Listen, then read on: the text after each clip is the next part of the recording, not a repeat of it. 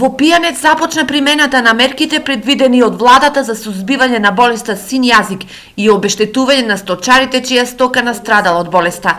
Први на терен излегоа надлежните од Агенцијата за потекнување на земјоделието, кои им даваа совети и брошури за болеста на сточарите. Вие треба да направите да изчистите шталата, дека се овците, да нема простирка доле, да нема ѓубре и да се острижат овците по работниот столб. Од главата до опашката. И они ќе поминат, това ќе биде бесплатно. Това го финансира владата, не може некој да ви тражи пари за. Надлежните треба да посетат и за мерките да информираат над 100 сточари во Пијанец.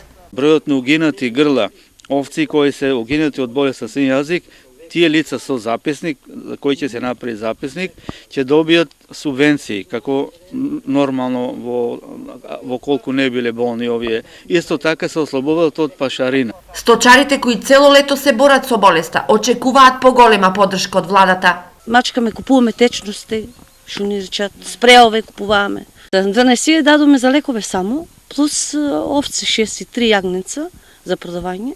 Па и тие овци што се болни сигурно и они ќе ојдат. То сме препатили цело лете 4 јагништа. Само едно умре нагоре, некаде не можеме да му наеме обиците.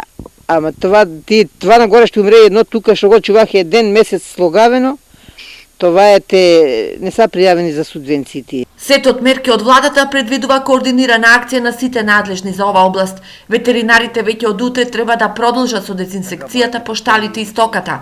Инаку досега од болеста син јазик се регистрира 1000 жаришта, а болеста однела курбан 6000 овци. Инаку во Делчевско вирусот на болеста е евидентиран и кај 4 крави во Разловци и во Нов Истевник, но кравите се само носители на вирусот. Тие не се разболеле, што докажува дека се поотпорни на болеста за разлика од овците.